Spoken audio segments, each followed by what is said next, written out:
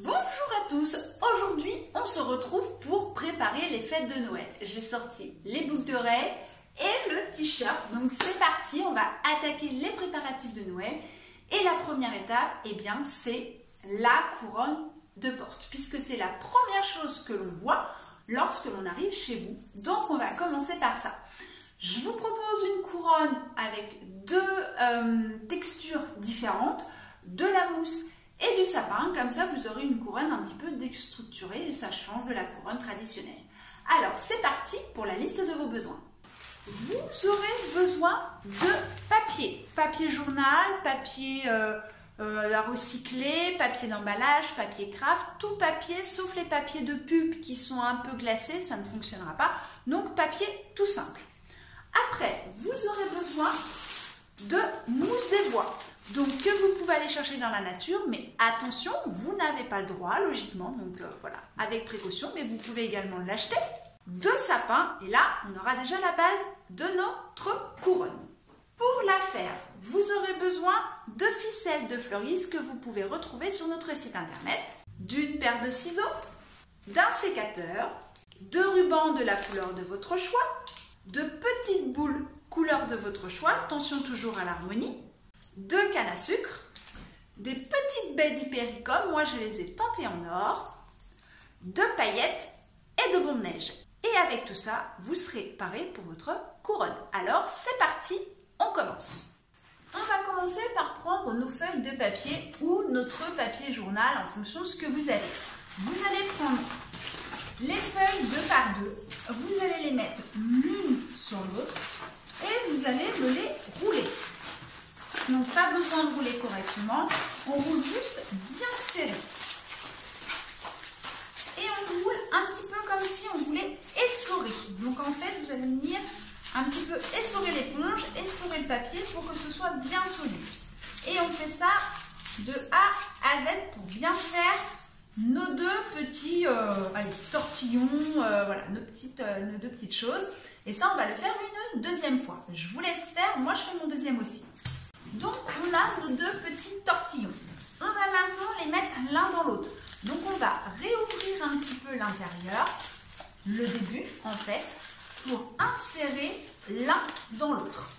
Donc je passe et je retortille le trou. Hop, et je vais faire ça avec mes deux feuilles pour bien que ça s'insère et que ça se serre. Une fois que c'est fait, je vais represser comme si j'essorais mon éponge. Hop, je vais faire ça avec l'autre bout. Donc pareil, je défais bien le début, je pose à l'intérieur et je referme. Voilà, donc là vous allez avoir déjà la base de votre couronne. Si vous jugez que c'est trop grand, vous pouvez tout à fait couper et réemboîter. Si vous trouvez que c'est trop petit, eh bien vous rajoutez un petit peu de longueur de papier. Mais voilà, là c'est vous qui jugez la grandeur de couronne que vous voulez faire. Maintenant, vous allez prendre votre feuille de papier, il doit vous rester du papier journal. Alors je vais vous expliquer parce qu'avec le bruit du papier, ça va être compliqué. La feuille de papier, vous allez l'entortiller encore sur votre couronne pour continuer à solidifier cette couronne. Donc, vous placez bien votre feuille de papier et vous allez l'enrouler tout autour de votre couronne. En serrant bien, il faut bien que ça solidifie l'ensemble. Donc avec du papier journal, c'est un petit peu plus facile que moi ma grande feuille. Mais voilà, le but c'est de recouvrir tout le début que vous avez fait. Donc si vous avez du papier journal, vous remettez en fait des feuilles de papier journal par-dessus vos petits boudins. Donc si vous avez plusieurs feuilles, comme moi, eh ben, je repars où est-ce que je me suis arrêtée.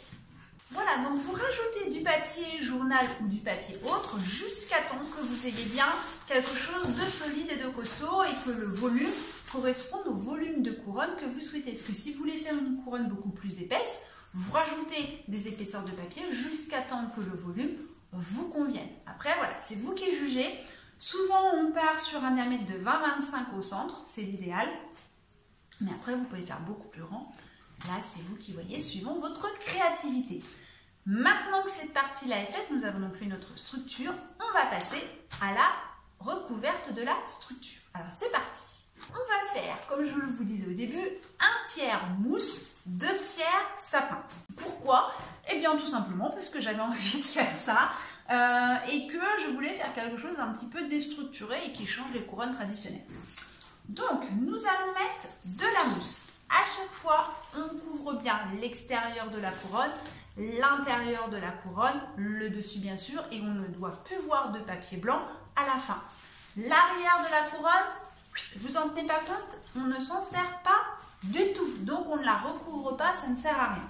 Donc la mousse des bois, on la positionne. On va laisser, donc on va prendre notre bobine fleuriste, on va laisser une longueur et on va venir bien serrer notre mousse. Attention, je ne dois logiquement pas voir la ficelle. Donc n'hésitez pas quand vous faites votre tour à donner des petits coups de droite à gauche pour bien ficeler votre couronne et qu'on ne voit pas votre ficelle. Et vous allez venir comme ça faire tout le tour de votre couronne, ou du moins sur les 1/3 de la couronne. Donc on fait bien attention qu'il y ait toujours notre premier petit fil. Et on va faire donc la partie que l'on souhaite recouvrir. Je vous laisse faire, moi je continue. Alors petite astuce, ne prenez pas trop long de ficelle, prenez assez court de ficelle. Vous posez la ficelle, posez votre mousse et vous faites le tour. Je pose la ficelle, je la récupère et je tire. Ça vous évite de vous faire mal aux épaules, au dos et c'est beaucoup plus facile comme ça. Voilà, donc là j'ai fait mes 1/3 mousse. Maintenant je vais faire mon reste de sapin. Pour ça vous allez découper donc des petits bouts de sapin, mais il va falloir également prendre ce que moi j'appelle les trognons, les tiges dures, les tiges qui sont pas belles. Pourquoi? Parce que ça va vous solidifier votre couronne. Comme vous aurez des bouts de bois un petit peu plus durs, obligatoirement votre couronne va être beaucoup plus résistante. Donc il faut me mettre les belles tiges, mais les tiges pas belles aussi. Nous allons commencer par des beaux bouts et nous allons finir par des beaux bouts. Beaux bouts, ce sont ça, ce sont des belles petites branches où on n'a pas de trognons. Donc, je vais mettre une belle petite branche pour commencer. Je vais le mettre comme ça. Donc, je vais bien serrer mon sapin. Je vais mettre une seconde branche. Je vais mettre de façon à ce qu'en fait, avant de ficeler, je ne dois déjà plus voir mon papier. Une fois que je juge que je ne vois plus mon papier, je vais pouvoir commencer à ficeler. Même procédé, je fais un petit mouvement de droite à gauche pour que ce soit bien solide et qu'on ne voit quasiment pas ma ficelle. Et je vais progresser comme ça tout doucement. Et au fur et à mesure, je vais réintégrer du sapin dans ma couronne. C'est bon? Eh bien c'est parti et moi je continue aussi. Donc quand vous arrivez à la fin et que vous avez quasiment fini votre sapin, vous devez logiquement vous retrouver avec votre petit morceau du début qui dépasse. Donc là vous allez faire votre dernier tour. Après avoir bien vérifié qu'on ne voit pas le blanc ni à l'extérieur de la couronne ni à l'intérieur de votre couronne, vous allez la retourner et là vous allez faire 4-5 petits nœuds bien serrés à l'arrière de votre couronne. Et vous couperez le superflu. Maintenant, il va falloir choisir un sens à votre couronne. Moi, j'ai décidé que ce serait la partie mousse qui serait en bas et tout le reste du sapin au-dessus. Donc, je vais maintenir ma couronne sur ma table, toujours la partie mousse en bas et donc la partie sapin en haut. Et c'est ici que j'accrocherai ma couronne. Maintenant, je vais prendre mon petit sapin et je vais le disposer ici au niveau de la mousse. Donc vous prenez le sapin de la couleur que vous voulez, vous allez disposer votre sapin, l'extrémité sur l'arrière de la couronne, c'est là où nous allons mettre la colle et nous allons passer notre ruban au niveau de notre mousse. Alors par rapport à la taille, logiquement vous faites 3-4 tours maximum. Après ça dépend un peu de la taille de couronne que vous avez fait, mais grosso modo c'est ça. Donc moi je pense que ça va être 4 tours. Une fois que vous avez décidé que le placement vous plaisait, on coupe. Et là on va coller. Pourquoi on ne colle pas déjà un petit peu le premier bout avant que l'on commence? Tout simplement parce qu'au cas où le résultat ne vous plaise pas, ça vous laisse une alternative de pouvoir changer. Et donc je mets un petit peu de colle également à l'extrémité. Voilà. Voilà, donc là, on a fait la première partie, on a décoré la mousse. Maintenant, on va faire notre attache. Donc, on va reprendre le même ruban, c'est important, c'est beaucoup plus joli. Donc, on va le placer au milieu de notre couronne. On n'hésite pas à vérifier qu'au niveau du poids, c'est bon. Donc, c'est-à-dire que vous prenez votre couronne par le satin, vous la tenez et il faut en fait que ce soit centré pour que ce soit joli. Moi, j'ai un petit décalage, donc je vais plutôt la mettre ici. Voilà. C'est important de bien vérifier parce que sinon, au moment où vous allez accrocher, vous allez vous rendre compte que votre nœud n'est pas au centre, donc que votre couronne n'est pas centrée, n'est pas belle. Et au résultat, tout votre déco va être décalé. Donc, c'est quand même dommage. Après, on fait 2 nœuds, bien ici, bien en haut et pas ici. C'est vraiment important. Donc, on serre bien. On y met toute sa force et on fait un double nœud. Voilà. Et après, hop, on coupe notre ruban.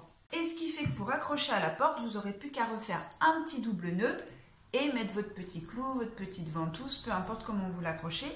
Mais là, vous serez paré. Et c'est important de toujours mettre beau ruban contre beau ruban pour pas que vous ayez des choses comme ça au final qui seraient quand même beaucoup moins joli. On met bien brillant contre brillant. Et comme ça, même si on voit la tache de derrière, c'est beaucoup plus beau.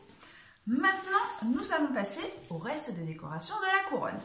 Moi, donc, j'ai choisi des petits bâtons de sucre d'orge, mais après, vous mettez ce que vous voulez. Donc, je vais en disposer 2. Donc, vous pouvez les mettre dans le sens que vous voulez, hein, devant, derrière. On évite de me les mettre l'un à côté de l'autre, ça ferait un peu trop symétrique, ça serait pas joli. Donc on va plutôt les décaler.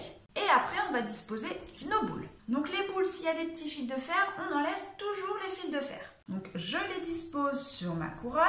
Et là, on met bien la déco que sur la partie sapin. On ne n'en met plus sur la partie mousse. Et on n'oublie pas de faire aussi un petit peu l'intérieur de sa couronne. Donc moi, je vous conseille de les disposer et de coller que quand ça vous plaît. Sinon, si vous collez et qu'au résultat ça ne vous plaît pas, il faudra défaire et ça va abîmer votre couronne. Donc dès que vous êtes paré et que ça vous convient, on rajoute un petit peu de colle. Donc on va mettre la colle sur la partie tout autour de notre boule et au niveau des fesses. Et on étale bien. Et donc on va insérer dans la couronne. La première fois, c'est la bonne, sinon ça fait des bavures. On appuie bien pour bien que ça soit inséré dans le sapin. Et après, on fait toutes nos boules comme ça. Je vous laisse faire, moi je continue. Pour les sucres d'orge, on va mettre de la colle que sur la partie qui est en contact avec le sapin. Où il n'y a pas de contact, ça ne sert à rien. Et on laisse bien toujours les plastiques, c'est important pour pas qu'ils fondent et qu'ils s'abîment. Voilà, maintenant on va rajouter des éléments un petit peu plus petits, en l'occurrence de l'hypericum séché et teinté. Donc vous pouvez ça le faire en amont, vous en achetez dans le commerce, vous les faites sécher et vous les teintez. Après, c'est vous qui voyez, mais il faut un petit élément. Et donc là, on va couper de petits morceaux, vraiment de petits morceaux. Et même chose, on va venir les répartir sur notre couronne. Soit sur la partie sapin, soit sur la partie mousse. Mais pas les deux. Le but étant bien qu'on ait une différence entre la partie mousse et la partie sapin. Moi, je vais faire que la partie sapin avec mon hypericum parce que je veux vraiment laisser mon côté mousse tel quel pour que ce soit plus joli et que ça soit original. Mais après, vous mettez comme vous voulez. On n'oublie pas de faire l'intérieur de sa couronne et l'extérieur de sa couronne. Allez, je vous fais voir les premiers et puis après, vous faites tout seul. Et si vous avez les petites feuilles, vous pouvez également coller les petits feuillages. Ça va également vous donner du relief. On a fini la partie décoration. Mais vous vous dites, ça fait un petit peu nu. Oui, mais non. On va rajouter la bombe neige et les paillettes et vous allez voir que ça va vraiment tout changer. Alors je mets juste un petit papier sur ma table et je reviens. Tout ce qui est bombe neige, je vous conseille de le faire dehors car ça ne sent vraiment pas très bon, donc c'est quand même mieux de le faire en extérieur. Quand on met notre bombe neige, on va faire par petits à-coups. On ne fait pas des grands pchit, on va faire de petits pchit. Et on va essayer de cacher toutes les petites choses que vous voulez cacher. Ça peut être les petits bouts de ficelle, les petits trognons qui dépassent. Voilà, ça va être vraiment le moment de cacher tout ça. Et donc, on fait par petits pchit.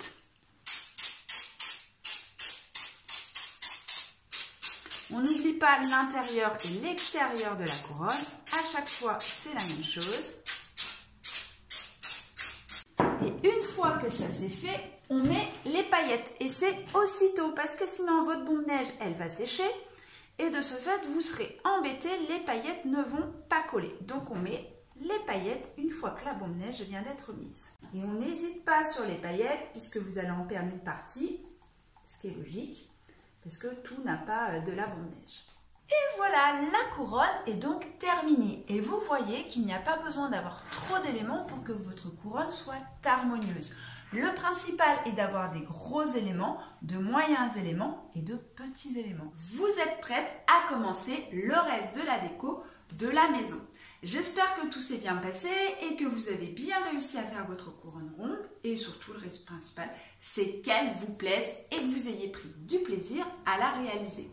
Juste une petite chose, c'est vrai que le feuillage Norman que je vous fais utiliser est un feuillage assez cher à l'achat, je l'avoue, mais par contre, c'est celui qui tient le mieux.